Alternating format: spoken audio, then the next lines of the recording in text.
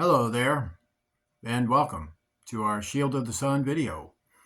In our series where Jesus foretells the future, we're now going to continue where we left off, so I would like for you to join me in the book of Matthew into chapter 24. And in chapter 24, where we left off in our last video, we read verse 15, where we read, "When ye therefore shall see the abomination of desolation, spoken of by Daniel the prophet, stand in the holy place, whoso readeth, let him understand." So as we have been explaining in the videos prior, this was an event spoken about by the prophet Daniel.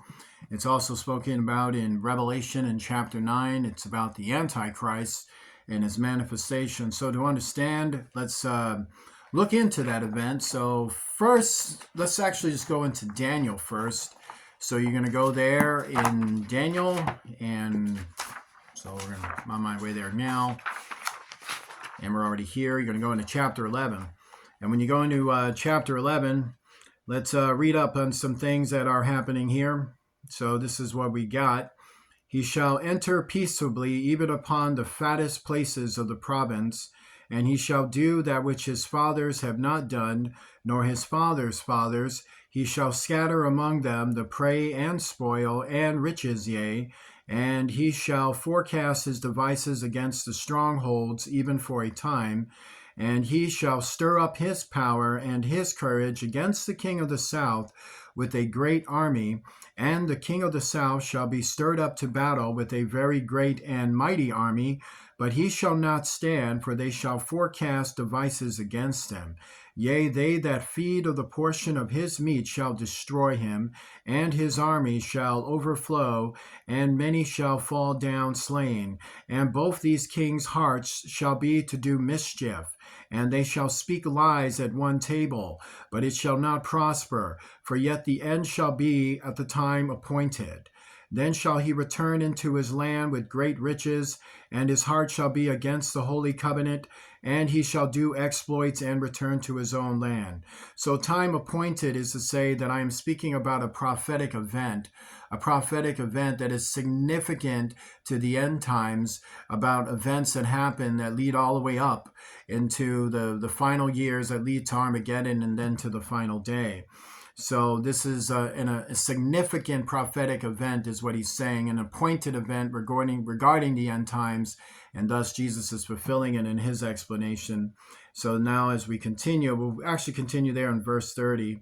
"For the ships of Shettem," actually we'll go 29, "at the time appointed he shall return and come toward the south, but it shall not be as the former or as the latter." So this is about the Antichrist, and that is the significant prophecy.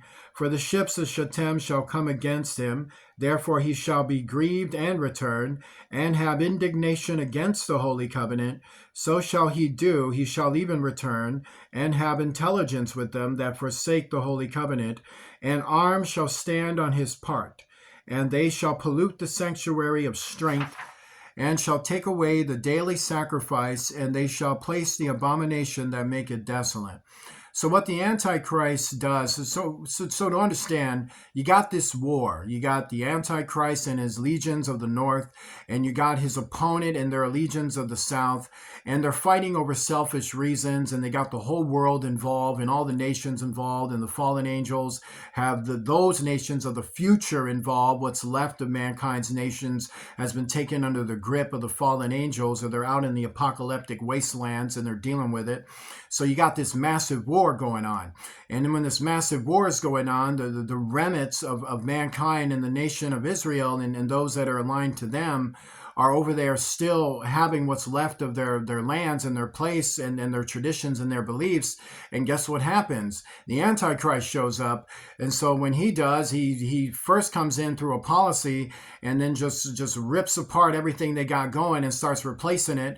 Like, does this say Hebrew bread? This is Abaddon bread. What's this? The Hebrew synagogue of... Hey, listen, you need to listen. I don't need to listen to nothing. We're going to change this, change that, change this, that. You want to die? Die. Go die. Just kill them. Just you actually imprison them, enslave them, and kill them, and change the names of their synagogues, and change the names of this, and change this up. And yeah, I need to take posts. Where did Jesus die? Where are they over here? I'm Jesus.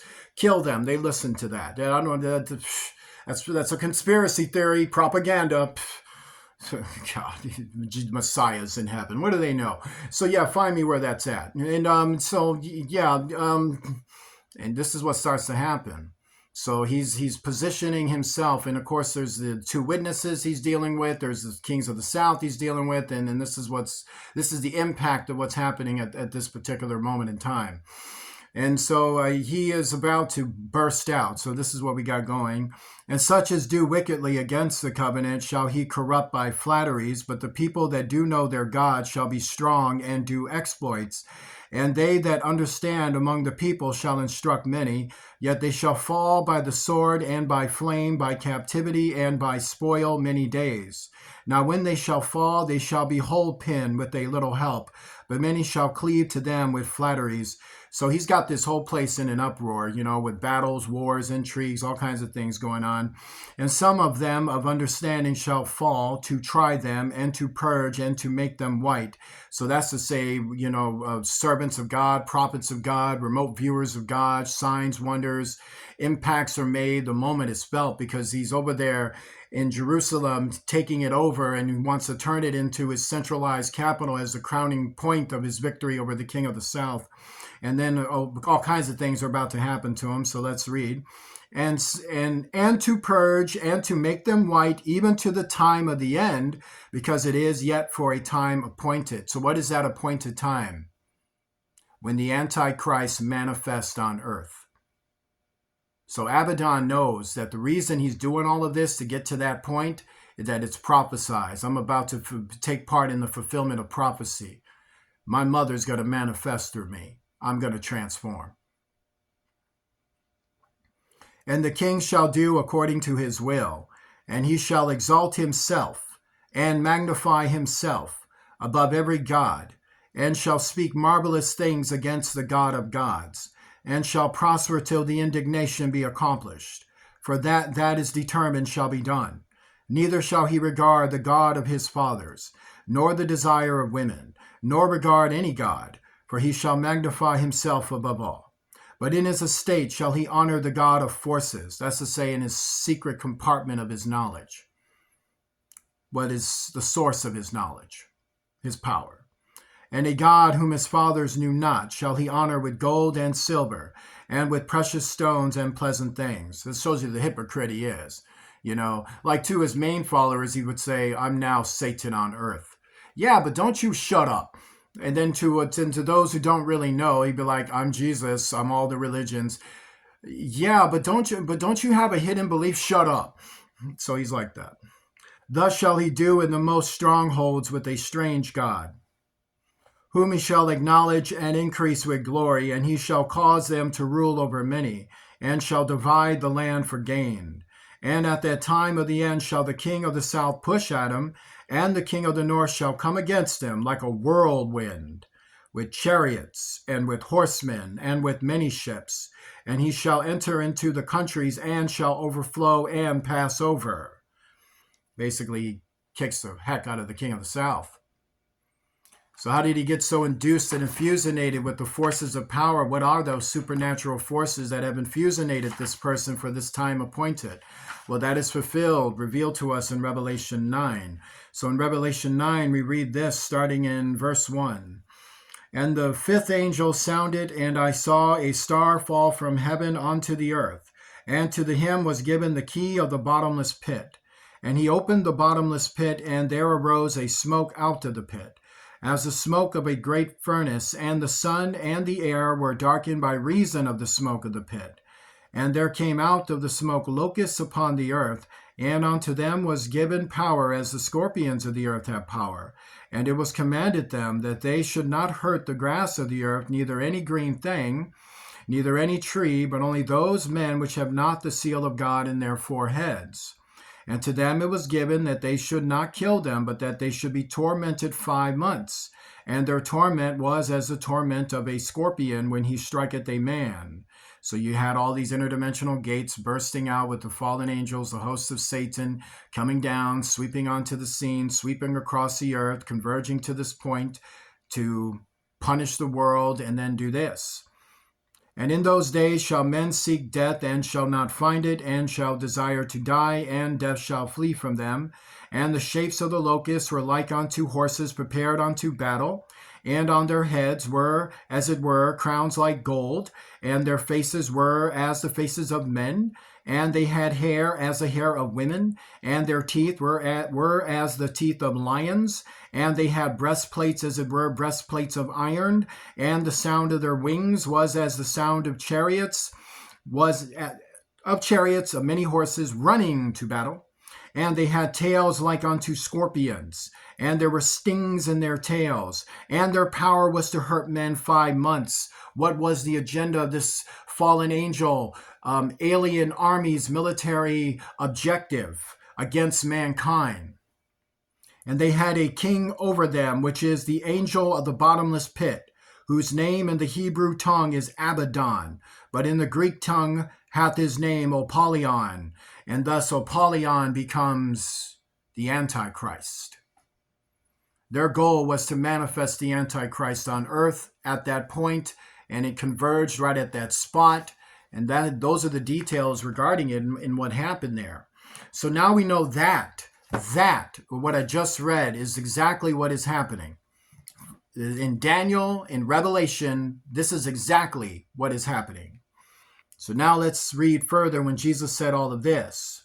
Then let them which be in Judea flee into the mountains. Let him which is on the housetop not come down to take anything out of his house.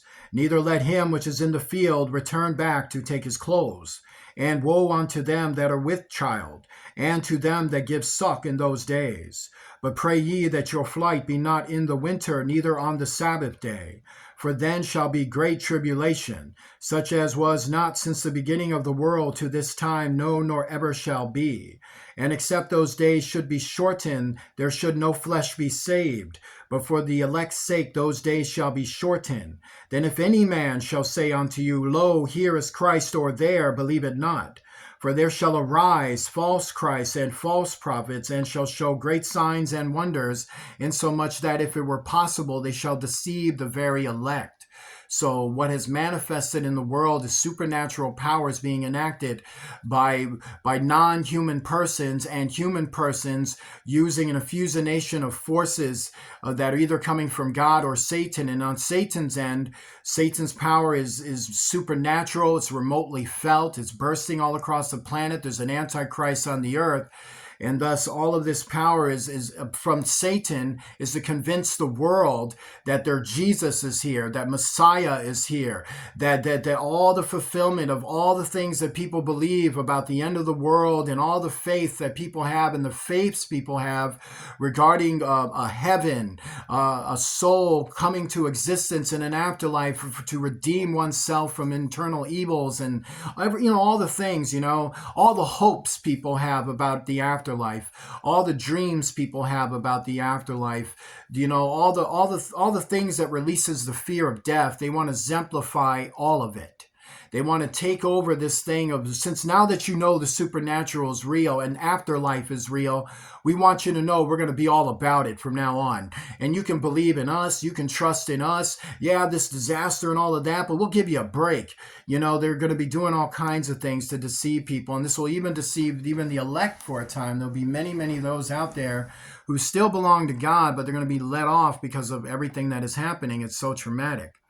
Wherefore, if they shall say unto you, Behold, he is in the desert, go not forth. Behold, he is in the secret chambers, believe it not. For as the lightning cometh out of the east and shineth even unto the west, so shall also the coming of the Son of Man be. So they're going to say, hey, you can find Jesus in this interdimensional place. You can find Jesus on Mars, or you can find Jesus behind the interdimensional veils of Mars, or you can find Jesus, or whatever God you believe in, to understand Abaddon is that God. He is the God you're seeking. He is that person. Well, my ancestors believed in Islam, Muhammad. Yes. That's Abaddon. Well, well, we were of the Sun Temple. Yes, Abaddon, you. You already know. You've been burning down. Yeah. Judaism, that's, yay, Moses is right there. Listen, you, then what about you? You know who we believe. We believe in the Lord Jesus Christ. Yeah, he's standing right there the whole thing. And then this is how they're going to be doing this. They're going to attack everything you are and appropriate it and then use it and claim it as, and then say that from this supernatural door you can find all the truth, but then deny you this one aspect, or deny this truth, that the way the end of the world is coming is that God's going to send his angelic army. He's going to send a supernatural army being led by all the forces of God, for which is described right there in the Bible from 1 and on. And on this entire army is going to come, and they're going to rip the universe apart, and they're going to rip your atmosphere apart after it was lit on fire and burning up and crumbling and bleeding and doing all the shaking for a while. And then bam, then the final day comes. But until the final day comes, all of this stuff is what's happening. Join me in a prayer. Our Father, who art in heaven, hallowed be thy name. Thy kingdom come, thy will be done, on earth as it is in heaven. Give us this day our daily bread. Forgive us of our debts as we forgive those who are our debtors. Lead us not into temptation. Deliver us from evil, for thou art with us. For thine is the kingdom, power, and glory forever and ever. In the name of Jesus Christ, the King of heaven. Amen. Please remember to donate to Shield of the Sun using Cash App to $ Shield of the Sun, spelled in small case letters closed together. I want to say God bless you, and I will. See you soon.